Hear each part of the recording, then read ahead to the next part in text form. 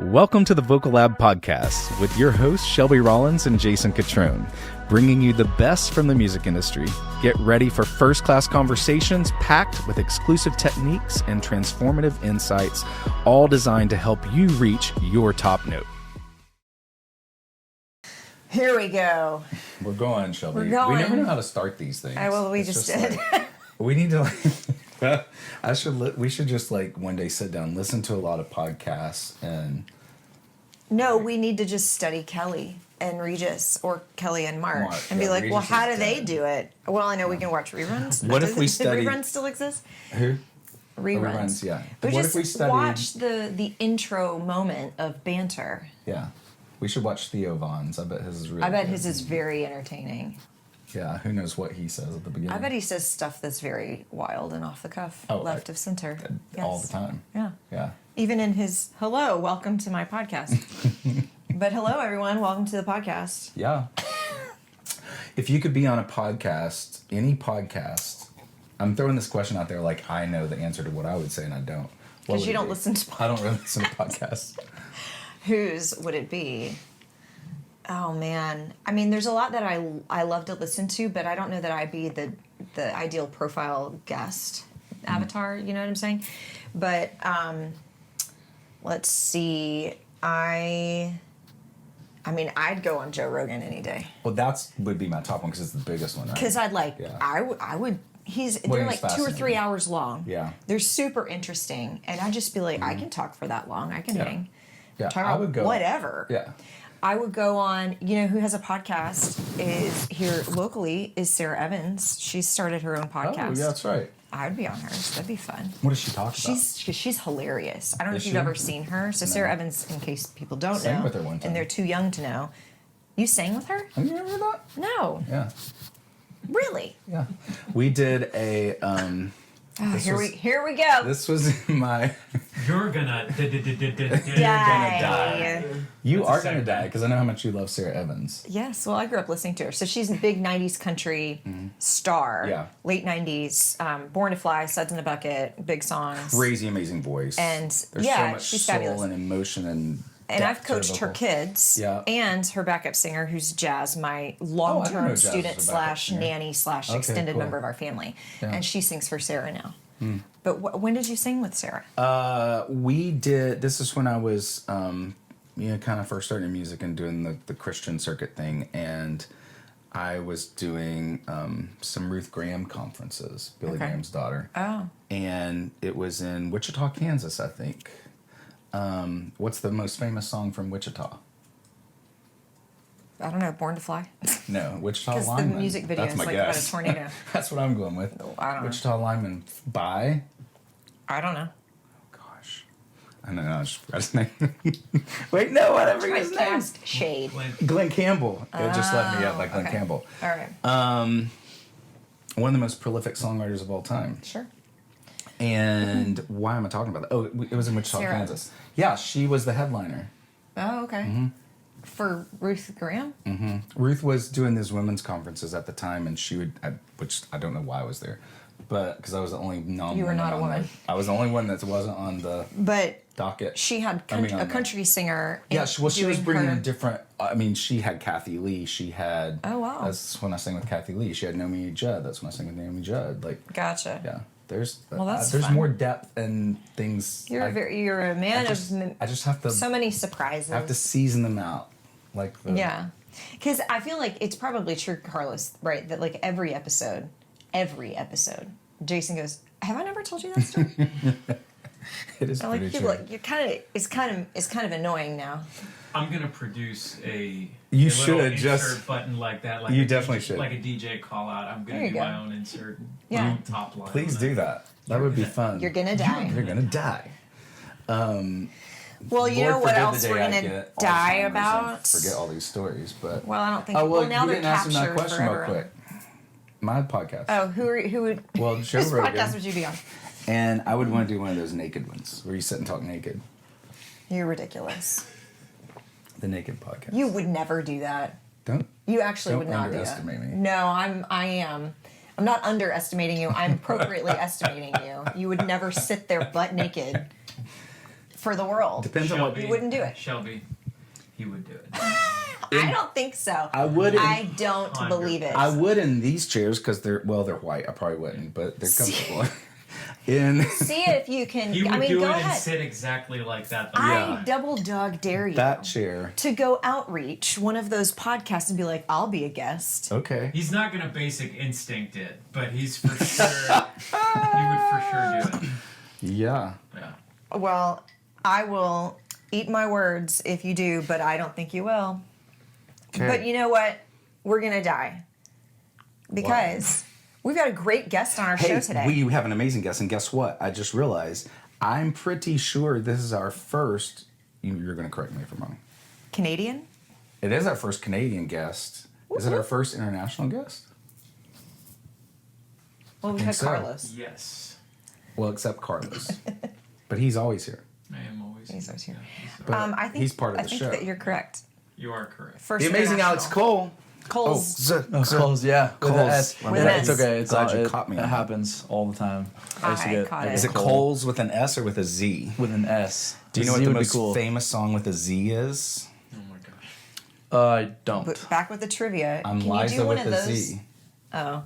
You need Liza a little Minnelli. producer Oh, thing okay, for okay. Liza with an his S. I'm trivia Liza with, it's not questions Liza every with a Z. episode. It's what's that from?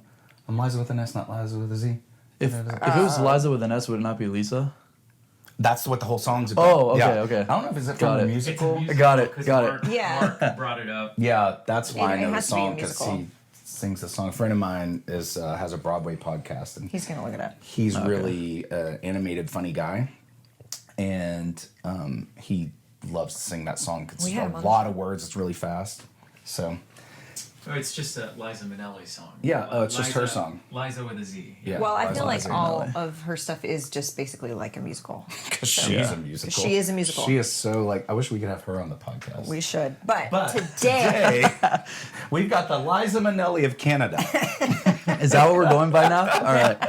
The Liza Minnelli of Canada. I mean, make it a thing. Career's gonna explode. Thank you. Yep. Thank you. Here we It go. is exploding. Hey, we're excited to have you. Welcome. Thank you for having me. Yeah. I can't wait It's gonna be fun. to like hear what you're gonna unload on us today, and just hear all the amazing things going on in your realm, in your life in Canada. Give us the like little nugget of how it all got started, and what. But let's what's- also tell the people, Alex is an artist. So he is Yes.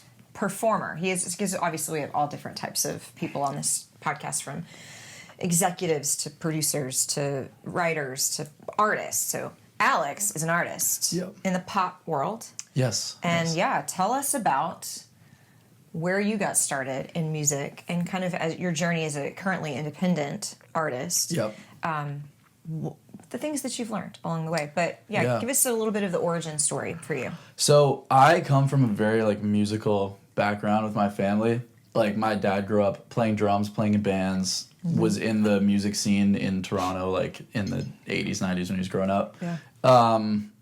Sister plays piano, does the whole thing. Mom doesn't play anything, but like always like very influential when it came to like putting us on music and like, hey, check this out. Like, you know, like introduced me to like people like Michael Jackson, who's like my favorite of all time. All right, now we're talking. So I'm like, you know, just always engulfed in like music. So by default, I'm like, okay, well, I'm gonna pick up the drumsticks, or I'm gonna pick up the guitar laying around the house and just and jam. So like, they put me in drum lessons when I was like 5 or 6. Oh, wow. And so I have like a basic understanding of like how to read like drum music, but I was always the kid that was like, I could like hear something and play it. And it would drive my like music teachers nuts at school because I'd always be like in the percussion section at school, like on the kit, and they'd put something out and I'd just be like jamming along because I can understand, I can like feel the song. So I was coming up through school playing drums in school and in little cover bands and in drum lessons. And then I got to middle school and I was like, I kind of like don't want to be behind a drum kit anymore. And maybe that's just me being a ham for being in front or on stage Yeah, or whatever. But luckily I had a kid that I was in a band with who also played drums. So we would like switch back and forth. Like we'd do like, I'd play 5 songs where I sing and then he'd play 5 songs where he sings and vice versa. And then from that point I was just like, I just want to be a singer. I just want to sing and play guitar and be out front. And then I started realizing that if I'm going to do that and want to do it in front of a lot of people, I got to write my own songs. So that kind of How old were you when you figured that out? Probably like 16. That's good. They weren't any good. Like, well, but you got to start somewhere. exactly. Yeah. But I just started writing songs for like 16, 17. Yeah. And I didn't get that in my head in terms of if I wanted to be a performer, I needed to write my own songs until I was like halfway through college and started. I never got maybe that. early in college, but still, what? I never got that, which I still find really fascinating. That I've always loved to sing other people's songs. Well, but you're as a sort of Rat Pack guy. Yeah. I mean, That's, it is what it is. it makes sense there. But you would have still thought at some point I would have been like, I should just write my own songs too. Yeah. But that, and you'd agree with this. Like songwriting is its own, of course, its own art form. But I really think songwriting is a huge gifting. Anyone can learn it. I believe that. Like anyone can learn to sing. Yeah. But to be a great artist, I really believe this. There's you can never replace the gifting, and that goes for songwriting too. Mm-hmm.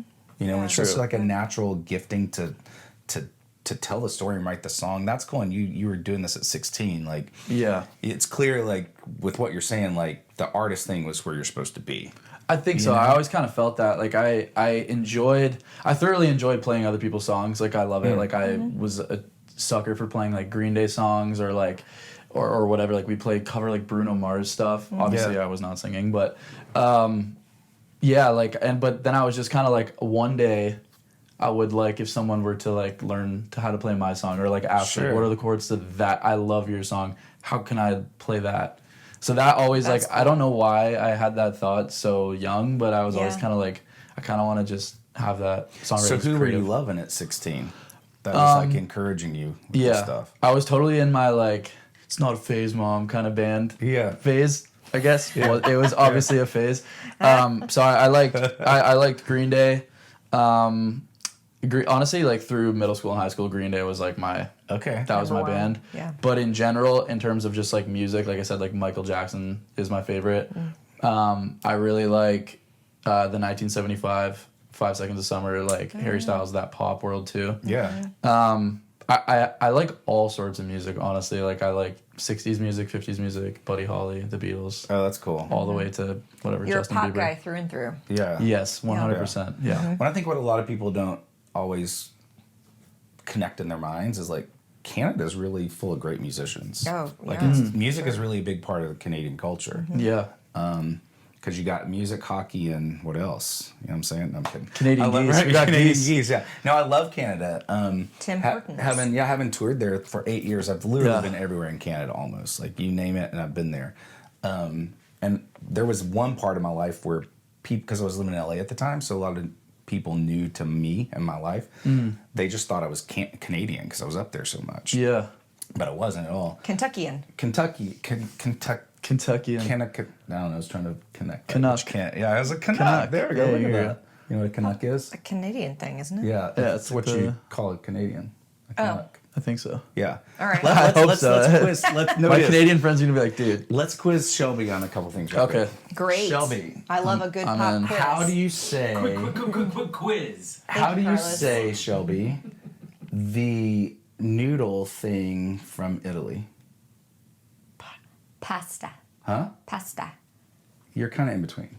Pasta. I say pasta. You say pasta? Yeah. You don't say pasta? Pasta. I feel like All my pasta would be Canadian No, I more learned friends that say- from Gia. What is her name? The Italian Giada? lady. Oh, Giada. Giada. Yeah. Oh, you She trying to always say it like she has like a total neutral American accent until she says words like Italian food words. Well, she's truly Italian. She is, and it drives Tanner crazy. I mean, And like, a lot of why people does that this bother drives you her so much? crazy, but Yeah. most people like that show because Pasta. her boobs are out.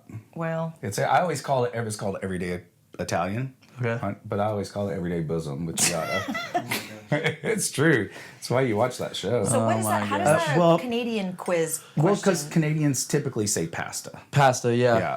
Oh. What Yeah. do you call the thing you put the food in your sink to grind it up? the disposal. Nope. Is it the Gerberator? Carburetor. Carburetor. Yeah. Gerberator. I don't know. Incinerator is Maybe like the brand. that came off the top. While she was answering, I was like, "What is it? What is it? What is it?" Alex is over here stressing out. He's like, dang, I don't even know. Maybe I'm not Canadian. Yeah. This Kentuckian is going to outshine you. Kentuckian. You'll like this. One time we were singing, our group Tenori, we were singing for Parliament. in in Ottawa. And Jill, our manager, was famous for dropping things on us last minute, like notorious. So at this configuration of the group was a Canadian and then 2 Americans, right? Okay. One being me. And we're here with all the MPs, the Prime Minister, all these military people, everyone, right? At this event, this luncheon. And right before we go out, Jill's like, "Oh, I'm sorry. I'm so sorry." That's another Canadian Sorry, thing, yeah. I forgot to tell you guys, they want you all to sing the national anthem. The Canadian national Yeah. anthem. Yeah. And we had sang it before, so we're like, Jill, you can't just drop this on us. So we hadn't sang it in a while, though. I know. Especially the pressure of... Canada. Yeah, Yes. especially the pressure of in Oh, front I of that group of people, right? Yeah. So we go out, and we're singing "Oh Canada," okay? What I didn't realize was that when you're in, like, a French-speaking part of Canada, the second verse is sung in French, I think. Yes. Yep. Guess who Quebec? didn't know the Were French? you in Quebec? Yeah. I've been to Quebec. Guess who didn't know the French? You guys. Me and Mark. No, everyone else The did. Canadian member probably knew it. Yeah, thankfully one Did of us he sing did. it as a solo? He's like, Well, we kind of mouthed it like we kind of acted like Nice we knew little what we were French doing. BGVs. Yeah, right. Talk about sweating your Oh yeah. Canadian geese off. Well, in school they play the second verse is French on the announcement, like when they play it in the morning. Yeah. It's in French. Oh, really? On the school announcements. So you speak is that French? that No. like only in Toronto that they would do that, or would they do that anywhere in Canada? Quebec. Yeah, Quebec. I don't. I Quebec. couldn't answer that. I think Quebec when I was in is- school, that's where it was. Yeah, Quebec is where it's mainly French. Is it Quebec, but- not Quebec? I just say Quebec. Like Yeah, maybe Quebec. I never thought about it. Quebec. Yeah. Quebec. Like Quebec. I went to Quebec. I took French in high school, and I went to Quebec thinking, I got this. Yeah, no. And I understood like nothing. The dialect was so different there of like France Yeah. French. I think it's actually really cool that Canada's kept that part of it. You know, because not everyone, The obviously French not part? everyone And speaks the French. Queen, right. Celine, hails from those regions. Who's your favorite Canadian artist? I like. I'm gonna give it to Justin Bieber. I think. Okay. Oh, I forget he's from there. But so is from Ontario. We got Yeah. You got Mendez. Shawn Mendes, The Weeknd, Drake, Drake. Bieber, Nickelback, Celine. Avril Lavigne, Shania Twain. Celine. Literally the only one of Oh. those you just listed I knew of besides Alanis- Bieber was Alanis Avril. Alanis Morissette. Brian Adams. Oh my God, yeah, Brian Adams. Bryan How did I- Adams? David Foster, biggest way. producer of all, one of the biggest producers of Wow. all time. I mean, you got so many. Yeah. Amazing. Mitchell. Joni Mitchell. What's the? Y'all are blowing who's my the mind. Hallelujah guy? Jeff Buckley? Leonard No, Cohen. Leonard Cohen. Yeah. that My friend Hallelujah. Michael Bublé. Michael. Oh, Michael Bublé. Bublé. Yeah, How yeah. do we leave him You out? don't have to say just kidding. He is so your friend. he's Carlos's friend. Is he? Yeah, Carlos was on Team Bublé on Yeah, The The Voice. Voice. This Oh, wow. this season. Yeah. This last year. Crazy. Yeah. He just coached. He was one of the coaches on the NHL All Star game. Oh, like was he last year, it was him and Bieber were the That's- coaches. That's really cool. Why was He's he actually coaching doing hockey? a podcast after you guys. It's so sad you got to go out and do your writing session. Can you imagine? We can push. We can push. Yeah. Can you imagine if you all left and later Michael I was like, Bublé comes Parker, in? dude, I'm so glad y'all had to. I'm so mad y'all had to leave because Bublé came in. Yeah, would be mad. Okay, right. now we gotta circle it on back to Alex. Okay, so we've listed all of our favorite Canadians. Yeah. Besides you. So, and that you were growing up, you played drums, then you figured out you want to be the front man. Kind of, but it was kind of like by default. I mean, like, I was in a band with a kid who like lived down the street from me, and he's super talented, but also played drums and sang. And we had like it was like a middle school battle of the bands. I think it was like 6th grade, and he was just Fun. like, "Dude, I really want to play drums on this song because I love playing drums. Could you just like kind of learn how to play this song, play it on guitar and sing it at the same time?" And this was my introduction to playing like power chords, like bar chords on the guitar, and it was When I Come Around by When I come around. yes, Green Day. I almost said Yes. One Direction. Green Day. And so I just like I went on YouTube, kind of figured it out, and like stood there in the front hall with the lyrics on my little iPod Touch or whatever, just playing through it. I'd play through with my eyes closed so I could like memorize where it was gonna go, and then we crushed it in front of the school. That's amazing. Yeah. So that What's was kind crazy of also is Green had Day. The then bug. you had the That bug. song Yeah. actually came out originally when I was in middle school. You know what So else is for you, it was like an oldies song. You know what else is crazy about that? Yesterday, someone brought up Green Day on a podcast. Yes. Our guest, she got her start in the music industry by touring. Becca. Her first job in the music industry was with Green Touring, Day. doing marketing for Green Wow. Day. I know, right? That's kind of crazy. It's Right. It welcome. was like through a neighborhood friend or something connected. Yeah, It was yeah. like welcome to wild. music. Yeah. There you go. For which album, Shelby? Not Dookie. Yeah. Doogie. That's American right. Idiot. Wasn't that it? Anyway, okay, so you crushed it at the Battle of the Bands in 6th grade, I mean- a ripe 13-year-old. Yes. And the rest is history. Where do we go from there? Kinda. I mean, so again, like through high school and stuff like that, I played like travel baseball. Like that was like that was gonna be like my thing. Like I wanted to go to university, play baseball in the U.S. Music was always kind of like the hobby, but it was always the thing that like actually moved me. Like baseball was fun and it was like a sport and you like play with your boys and whatever. Yeah. But like music was like always like Did you play hockey? the thing. Okay, so funny. I was the only person in my family that didn't play hockey. My Yeah. mom was not for the hockey thing. You're really not Canadian. I'm not No, convinced. no, I'm from. I'm not convinced. I'm from there. I'm from Canada. Yeah. I promise. But yeah, so I was like playing baseball, and once COVID kind of happened, that was when I was supposed to graduate, like 2020, man. and go to school. So we kind of just became unplugged from travel, practice, games, and everything. And I'm like, I got all this time to put into like writing songs and songwriting. So I just like sat there through lockdown, just writing really, really bad songs, and then I kind of took the Ed Sheeran analogy where he's like, if you were to go into a house and turn on tap water in like an old house and it's just gonna run dirty water, Brown. you just let it run until you start to see the clean water. I've used that analogy so many times. Yeah, exactly. Yeah. And I took that to songwriting, and I was kind of just like, I'm just gonna like everything I start, I'm gonna finish. And I had like a ton of just like whatever ideas. Yeah. Were you going to go to college or I had plans to go to college and play baseball there. Did you have in scholarship? Canada? No, not in Canada, in the U.S. Like I was Okay. talking to a couple junior colleges in the U.S. Oh, cool. I kind of wanted to go to a junior college for 2 years and then transfer to like a bigger Division school. I school. Yeah. What position did you play? I was a pitcher. I was left-handed, so I was kind of limited to what I could play. No way. But music was definitely always a thing where I was like, even the whole time I played baseball, I was kind of like, I really wish I was singing or like writing songs.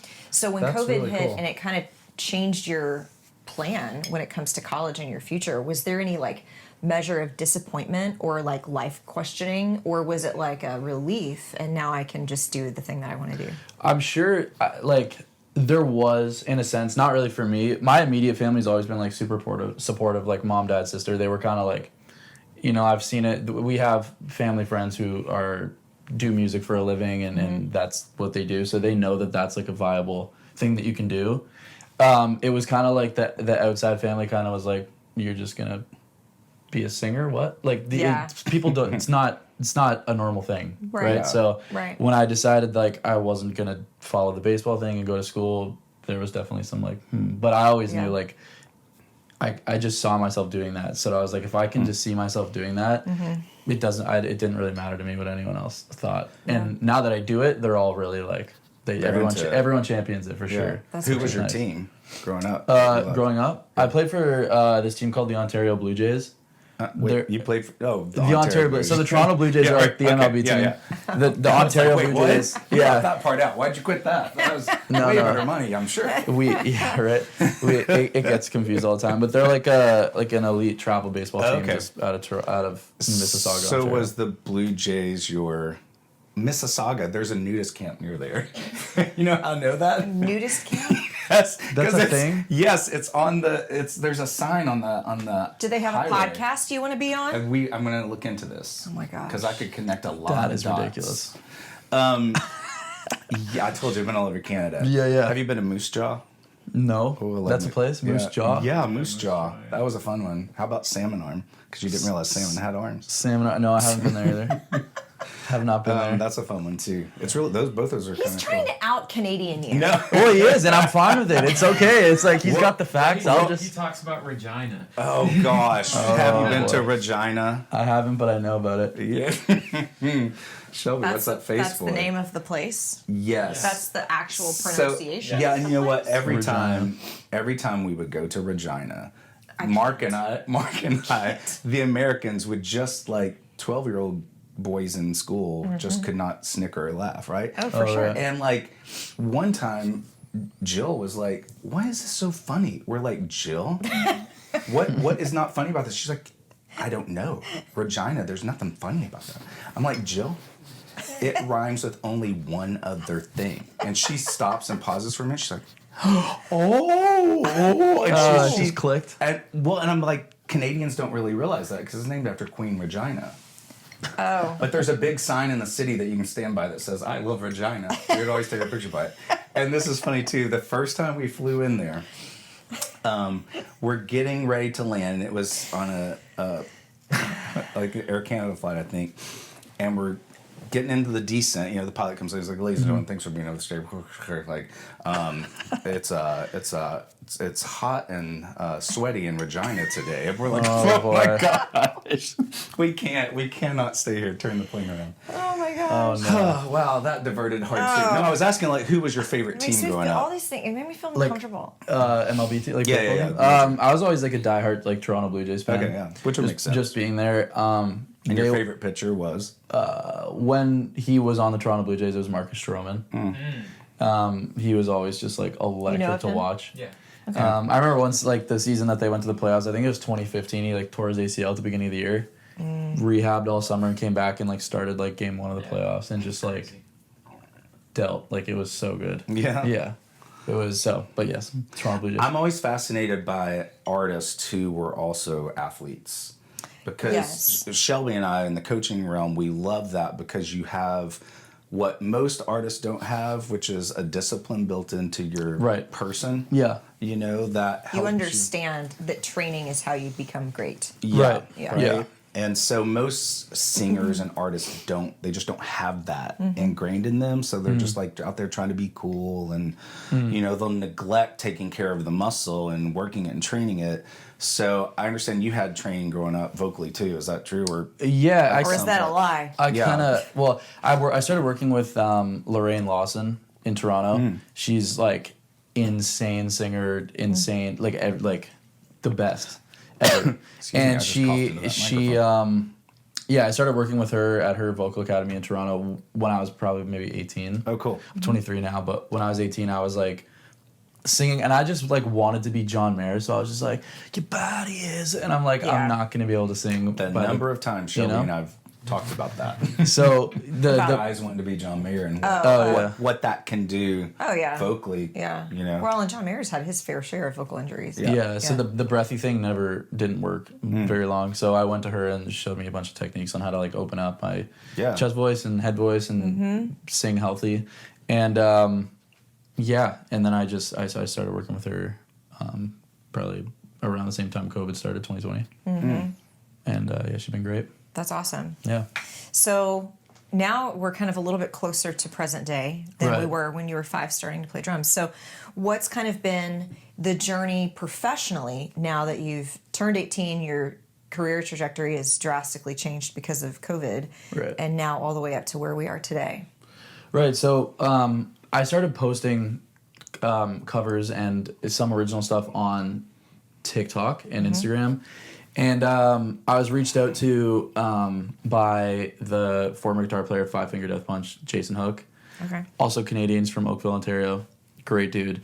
He kind of reached out via DM and he was like, I'm kind of like on my exit from the band. Like this is kind of thing. I want to produce and write songs and like you're Canadian, I'm Canadian. Like let's just send me stuff you're working on. He's like, I don't care if it's fully written, fully produced, mixed, mastered, whether it's a voice memo you saying into your phone. Just put it in a Dropbox, send me the link.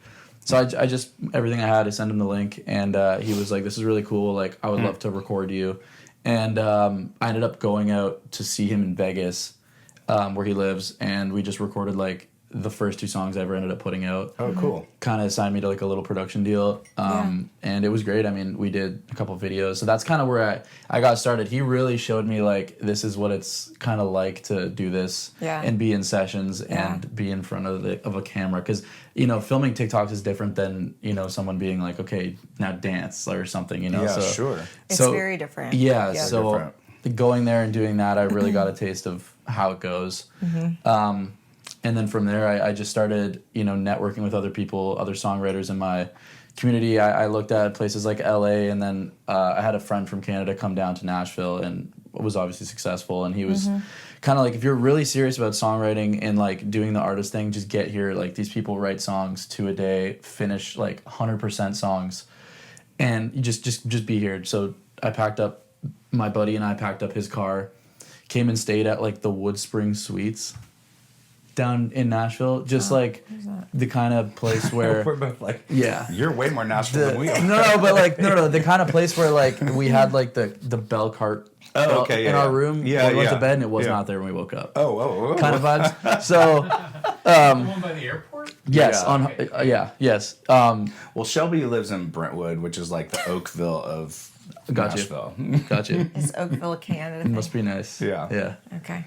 He mentioned that's where Yeah. his Jason Jason was from Oakville, but my dad lives in Oakville now. Okay. Yeah. So, but yeah, so I just kind of started reaching out to people in Nashville, and when we came down here, we stayed at a hotel for a week, and I did a session with Ryan Rasmussen, who's a really good friend and fellow producer in our circle and stuff like that.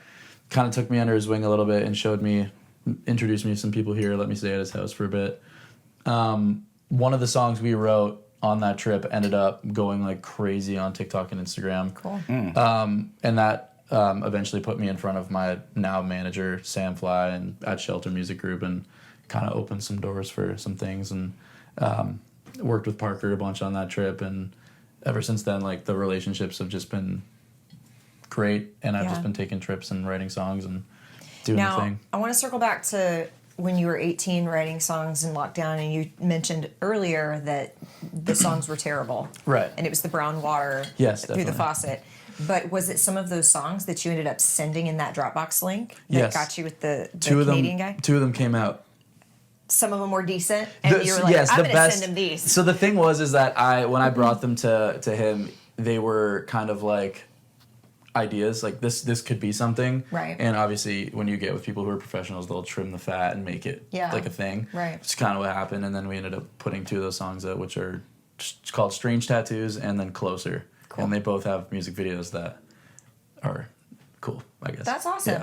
Yeah. It sounds kind of like your journey has been a lot of just write songs and put them out there. I think and so. And as you've done that, I'm guessing rather consistently for the last, how old did you say you were? 23? 23, yes. So like the last 5 years or so of just, I'm just going to put songs out there on the internet. You've been able to have doors open for you and get in front of the right people and have all those kind of connections going. I think a lot of singers struggle with what to do first. Where do I start? And they wait. And even I've seen this when they join a team prematurely or get into development prematurely, that those people hold them back and say, you're not ready to release music. You're not ready to do this. Because it's kind of like you only get that one first impression once. Right. And I kind of call crap on that because I'm I like... do too, Shelby. Because if you're really bad, maybe don't put songs out there. But if you're really bad, you also probably don't have enough self-awareness to know that. So why are we even having a conversation? But if you're actively growing as a musician, you're trying to make it in this industry, you have to just put stuff out there and see and not be so precious about how amazing it is your first 20 shots. you can always take stuff At down. the bat. Yeah, you gotta you can take stuff down, and you have to just keep letting the water run, right? Right. Yeah. Right. Can you speak to that at all? Like, I think, like you were saying, it's definitely important to, if you have a product and you're proud of it, I hate to refer to music as a product. They're songs, but it you're is. producing them. They're Sure. a product of you. Yeah, of course. I think that if you have something that you're like proud of and it like moves you in a way, there how many people are in the world? 7 billion. Like it's gonna move someone. You know what I'm saying? So it's like Right. throw the song up. Yeah. You don't have time is so valuable, and it's like the only thing you don't get back. Right. So it's like if you're gonna waste your time on, the cover art is, we have to spend $2,500 to take these 5 pictures that I'm only gonna get to use 2 of them because whatever. Like, make it on your phone. The song we did that blew up, I took it on a photo editing app on my phone, and it, No, I agree with you So- because we live in the world now where everything is instantaneous. It's insatiate. Who was that? Wow. Was that Carlos? Yeah. I heard we were talking about this. beat me. Jason's stomach could not shut up No, yesterday. that definitely and that one trumped might have me. gotten picked up on my microphone. Seriously, that definitely you trumped are mine. hungry. Somebody feed this guy. Mine's been going the whole time. Like I was sitting over there and I I'm heard like, yours once or twice. I looked on Mine's chat. going too. Really? So I don't, I don't, What I was is like, going was it on? really me? I was like, Yeah. What if I'm like putting stuff in the coffee? Just to Yeah. like. It's just, Speaking of it's Trump, just do you a hope that he girl. takes over Canada? oh my god. I know this is Guys. controversial. I do Back think to when the you're making topic. cover art, when you put the cover art out, like, Well played, my friend. but yeah, I do think that you shouldn't waste time in music. I think if you're writing Yeah. good songs you're proud of, you should find a way to get them out. I agree. Yeah. And like Shelby saying, you learn in the process. This old way of just holding on to things really tightly. Until it's perfect. A team will especially do that, but in the artist sense, I think it just happens from you want everything to be just great, or you're waiting for the budget to do it right. Like, yeah, there's one side of that I get, but there are people every day releasing stuff that are going to jump in front of line of you. Yeah. Because Yeah, it's of out there, and course. if you don't release it, no one can hear it. Right. No one knows what you're doing.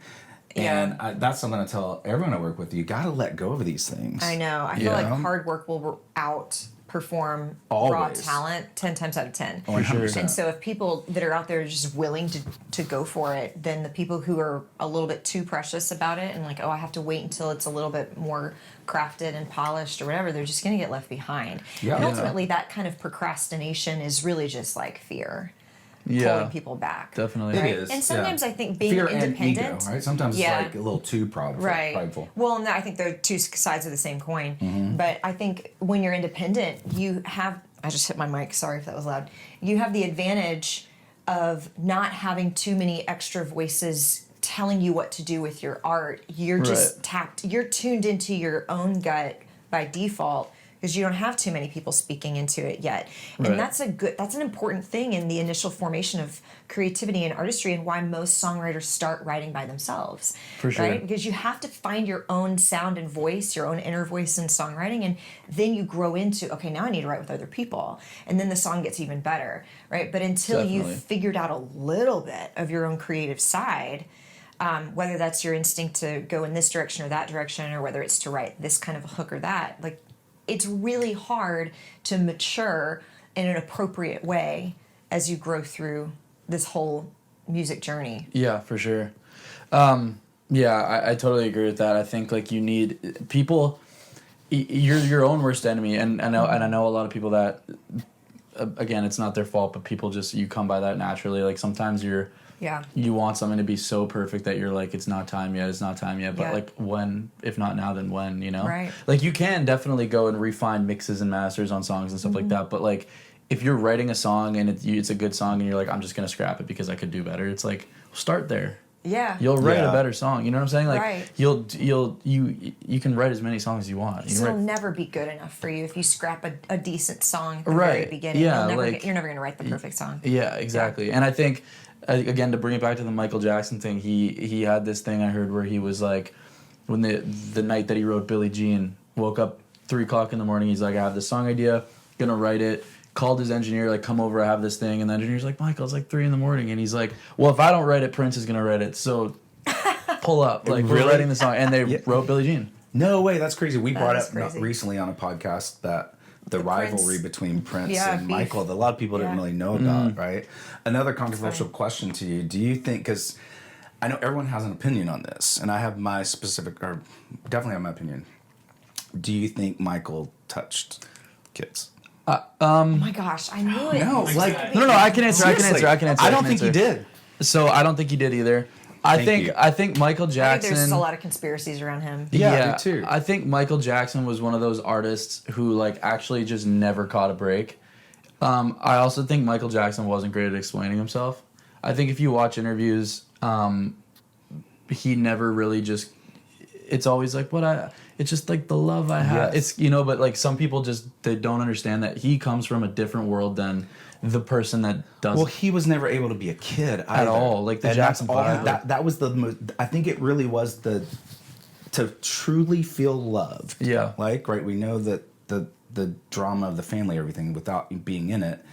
he just wanted to be loved and he just wanted to be a kid. That was I really think his lifelong mission, and he made songs to try to help connect people in that way. Yeah. You know? Yeah, I don't mean, buy like, it. I think he will forever go down as the I greatest. think so too. Me, Jason. Yeah, exactly. I wish I could have met him. I really do. I wish I Yeah. could Wait, have didn't seen we him. invite him to our Same. dinner party? We did. Yeah. Yeah, We did a an little episode fake- where it was like our fantasy dinner draft, basically. Oh, he's at my table for and sure. Yeah. we invited him to our fantasy And to dinner. what you're saying too, it's like when you're at that level, you're gonna have so many haters, and Yeah. people are gonna believe whatever they want to believe about you. And Absolutely. when there's any little conspiracy or anything that's just like Absolutely. that's awful, Yeah. Mm-hmm. people will project that on that person for the till they Everywhere. die. Yeah. You know. I think too. He just he's so like being that famous. Like you can't do anything. Anything. Like Justin Bieber's famous, but like he can hypothetically still go get a cup of coffee. People are gonna bother sure. him. Michael Jackson couldn't walk down the actually could not. So it's like Yeah. he doesn't understand that his mind. I don't think worked in a way that was like I don't understand how people would find me having an amusement park and kids around being weird. Yeah. He's like it's just like I get to Yeah. live vicariously through that. That's how I look at it. And obviously because he's a little bit eccentric or was a little bit eccentric and like different people are like, oh, he's definitely up to something shady. But Totally. to me, it doesn't come off that way. I don't know. Everyone has their opinions, but Yeah. No, to me, it just seemed kind of pure. yeah, I agree with you. What's your favorite song of Michael's? The Way You Make Me Feel. I love that one. that's a good That's one. probably my favorite. And I also Is it? like You Rock My World. It's like A little a more obscure with it. Is that one of the deep, later deep ones. Cut there? yeah. Well, it was it was a single, but it was off like his last album, I think. Oh, okay. I think mine is. I really love "Heal the World." Yeah, that just I love always the makes me Beatles. feel so good. That's Yeah. it's a very feel good song. yeah. I Man like in the Mirror is feel good too. What? Man in the Mirror. Man in the Mirror is is a good good too. one Oh, too. that's a good Yeah. one. Yeah. That you've watched this halftime show, yeah? Oh my God, yeah. So many times, Yeah, right? yeah. It's one of the things I make my artists do because Is what? watch Michael Jackson's halftime show at the Super Bowl Yeah. because it was just and when it starts, what's he do? Oh, he just comes up and just stands there, and the place goes it nuts. was like for 2 Yeah. minutes. yeah, Probably He couldn't stood even there for start 2 his songs. yeah. Well, everyone in production was just losing their minds because like, what's he doing? Like, because that was not planned. yeah. Oh. And think about it, live TV, the first big Super Bowl show they'd ever done with a wow. major artist, and he's like just standing there for 2 minutes like this. Yeah, just and people are going like nuts. It's iconic. That's Yeah, crazy. just like I got chills saying it. He starts his tour show like that too. Yeah. Like he would come up through the stage and stand there. Have Mind you seen the musical? Which Michael, There's a the musical. Oh, is it called It was Michael? just in town. No, I haven't seen Yeah, it. you No. need- It goes I haven't all the either. way. It basically starts in Jackson 5 Days and goes all the way up to the big tour. This is it. This is it. Yeah. Mm. That's the name of the musical, isn't it? This is it. I think it's just called I Michael. think it's called Oh, Michael. okay. Well, it goes up was to just like here that last week, point in or the his week story. I've heard it's incredible. Yeah, I've yes, heard it it's was really just good. here We at should've TPAC. gone. I know. I didn't know about it until it's Yeah. freaking over.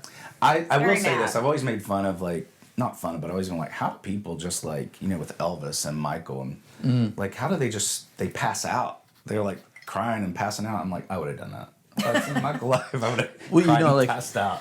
Yeah. Hands I, down. I watch like the guy's music videos and I literally get like goosebumps on my arm. That's what I'm saying. Like, I just told that story and I got chills. Well, Yeah, almost same. got I a little saw tears. Yeah. Celine That's and so like cool. cried and cried Yeah. over and over again. Oh yeah. Yeah, I She's cried also from the very sheer sound pregnant. of her voice, and I was pregnant too.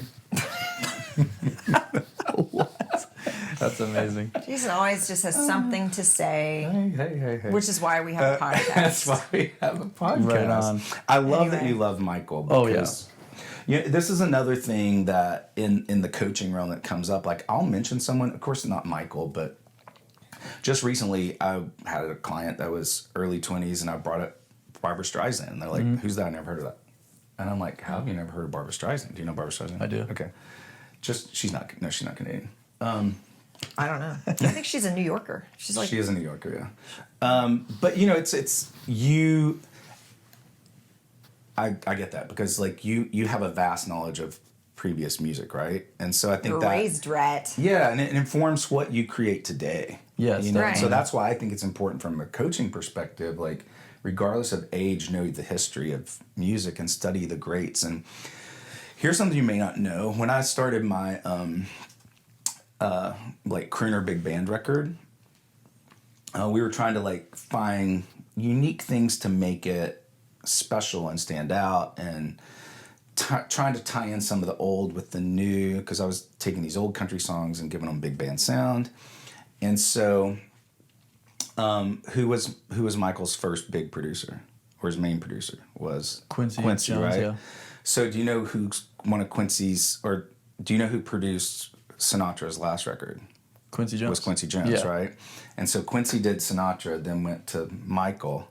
And so Crazy. Michael wanted, apparently from what I was told, I'm going on someone else's knowledge telling me this, but Michael wanted to understand why Sinatra was so great and his records were so great.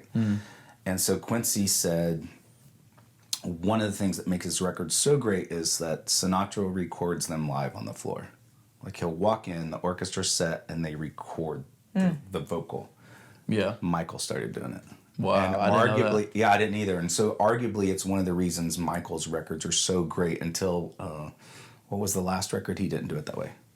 I think it forget was the- like Invincible. It was Yeah, like, I think that that's was the it. one Rock My World's on. Yeah, okay. Yeah. Yeah. But it's arguably one of the reasons like that because he did all those records live on the floor, which is Yeah. wild because Yeah. it's not really done that much anymore. No. You know? I mean, today it's not even that many like live instruments on records. So, Yeah. Yeah. Yeah. Have you found like moments in your songwriting and then when you take your song to produce that you're hearing like I want to do XYZ or something that was for sure like an influence from Michael Jackson? Yeah, or, I think- or Green Day. Yeah, I think sometimes there's like little connective elements in all of the songs we do. Just whether it's like conscious or subconscious, I think like For sure. they'll appear whether you're trying to or not. I think like yes, sometimes like doing like the pop rock thing, you can definitely add like the elements of like the Michael Jackson stuff, like really like fat Yeah. backbeat, like really poppy snare drum, like all that kind of stuff production wise. Do you ever do like a good crotch grab? Yeah. Yeah. Michael was an amazing consonnator. Yeah. Yeah, right? Oh, He's an amazing he's consonnator. a super percussive singer. Yeah. I talk Yeah. about him all the time to people who are very like blah, blah, blah, blah, with their words and too tonal, like too singery, too fluid. It's like you got to make some punctuation happen. Yeah. He's really good at that. I think taking pieces from his like vocal stuff like that. Obviously, I cannot sing like Michael Jackson and don't intend to. But the percussive elements of the way he sings and like his Yeah. cadence with certain things Was is brilliant. like really interesting. Yeah. He really did truly treat his voice like an instrument Yes. in ways that I don't think most people really get. Right. Yeah. But- Even how he cared for it. Like he was meticulous with taking care of his vocal. Yeah. And You there's can lots of stuff out there about that. you can find his like vocal sessions with his vocal coach on YouTube. Yeah. Like recorded So in the Seth studio. Riggs, right? Yeah. He's like Yeah. our vocal Our mentor's grandfather. mentor. Yeah. Yeah. Oh, okay, cool. So we come from That's that. crazy. We were Yeah. this far from Michael. So close. Almost had the dinner party. Yeah. Yeah, I did almost meet- at the dinner party. I in did meet Bubbles real one life. time. Actually, like 90% of our dinner party are people who have died. You met who? Bubbles. The Who's chimp. that? The chimp. Oh, that's the name of the Michael's movie. chimp. You met the. No. Did you really? No. Oh. You taught him. I Yeah. can't ever tell taught with Bubbles. you. Yeah, Like, you taught what? Bubbles Are I was so close to Michael. you but talking crap or are you actually Yeah. saying a true story? You're gonna die. That's usually when you know it's true if you're gonna die. Well, that's Yeah. fair. Crazy. So now, here's a question I had from earlier when you were just talking about kind of the more recent part of your story, and you just write songs, get into a studio, and then you'd write more songs because you met different people from working with different producers and all that. If somebody was looking at that, maybe your younger self, okay, what would you have said were the hardest parts of even whether it's logistics, finances, what were the hard parts of that a great question. journey? Honestly, all of it. I think you hit. There's major setbacks all the time with certain things, whether it be like independent artists, like financial situations. Sometimes that can be a difficult thing that you run into. Right. Trying to travel and like make sure things are paid for and that whole thing. Yeah. And I also think like finding where you fit musically was definitely like I wouldn't say a struggle, but it was definitely like an interesting thing to like look into. Because again, like coming from having so much influence from like I said, like music from like the 50s and 60s that like my grandparents would like, and versus like One Direction, like, and everything in Yeah. between. Like sometimes you're like, okay, I like what actually moves me, and if when I pick up a guitar and play, like what's instinctually like, what do I go to? Yeah. And it's always just pop rock music, like a fine mix, guitar driven pop. And once I started to really like kind of hone in on like what that looked like and what that sounded like for me, it was like very clear when I go into a room or when I'm writing, like what I'm trying to get out of it sonically. Yeah. And again, like you can like, I like to leave a lot of it up to like who I'm working with in the session. Like Parker, we have each other figured out, right? Like by now. Same thing was when I was working with Ryan, like I don't need to say much anymore because we did the whole trial and error thing and now we know what works. So we go and we just have a very clear vision of what this is going to be. Yeah. And it's, I think finding where I fit musically was definitely something to figure out early on that was tough in the beginning. Yeah. You mentioned figuring out what moves you. And I actually think a lot of artists don't tune into that soon enough or lack sometimes the self-awareness to even ask that question of themselves. Like, what moves me? It's like they know what they like, but they don't know why they like it. And they're not necessarily asking themselves why they like it. My husband and I, we like to tell our children, think about what you're thinking about. Get a little bit of a bird's eye to think about the thoughts ruminating in your mind, because you're your own worst enemy. You mentioned that earlier. When it comes to, I'm thinking a thought and then I'm going down this rabbit hole of fear and anxiety. So you have to kind of step back and be like, look at that. I'm having a thought about being worried about something that hasn't happened yet. And when you think about what you're thinking about, it allows you to slow down, be a little bit more present, come back to your logic brain for a moment. But from the artistic standpoint, I think it's really important for people to go, think about what you're enjoying.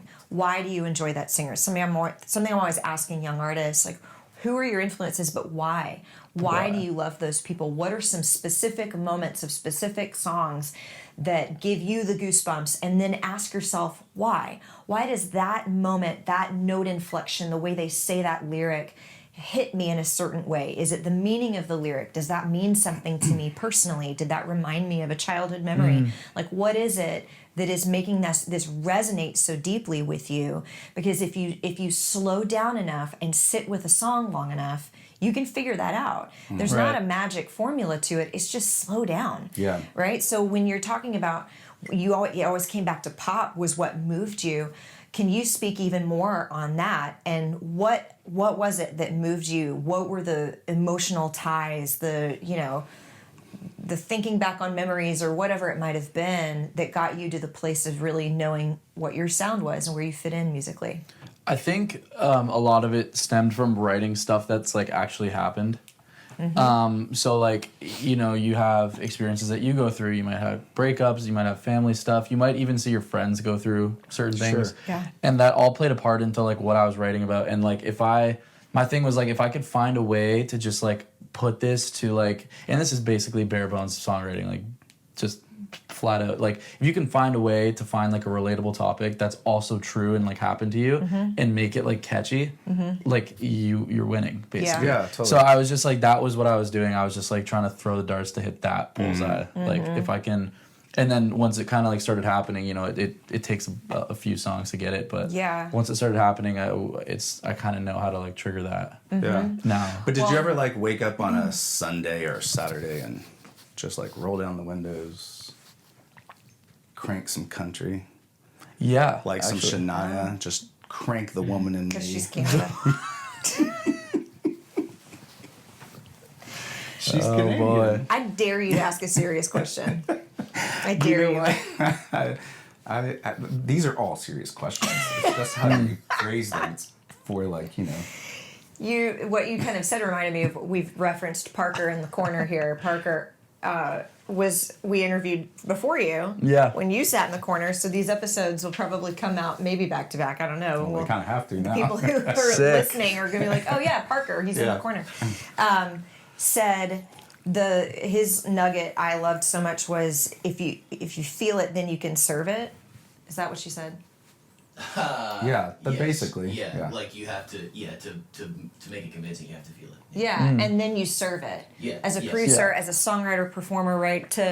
I feel like that's a little bit of what you're kind of talking about as well is like if you can kind of tap into that thing and throw it into the target, it's like okay now I found what I'm feeling. Right. I hit the center of the bullseye of my feeling, and now you can flesh out the rest of it and serve the song. Yes, right? definitely. I think it plays a part, and you guys obviously know this, but for singing too, it's like knowing how to serve the song. So what you're saying, like, you know, you can do all these licks and tricks and runs and trills and whatever, but like that, you know, the kid that's listening to your song in wherever, Hamilton, Salmon arm. Moose Jaw, is not going to care about that. Totally. Yeah. So you have to, I don't know, like you said, again, it's like the same thing for everything. Yeah, Right. it really Just is. make sure if you can, the song is like like you said, it's a feeling, and if people want to revisit that feeling, they're going to continue to listen to your song. And that's what's going to make them do it. Right. They're going to feel it. They're just going Serving to it. keep coming back and back and back. Exactly. That's amazing, man. Hey, Such good we've stuff. loved having you here today. Thank you for having me. Yeah, Thanks it for was being awesome. our first Thank you. Canadian. Yeah, of Thanks course. for being our Yeah, first aside international. from myself, Yeah. I guess, and Sorry. Carlos. You want like an Pseudo-Canadians. honorary dual I citizenship. always wanted one.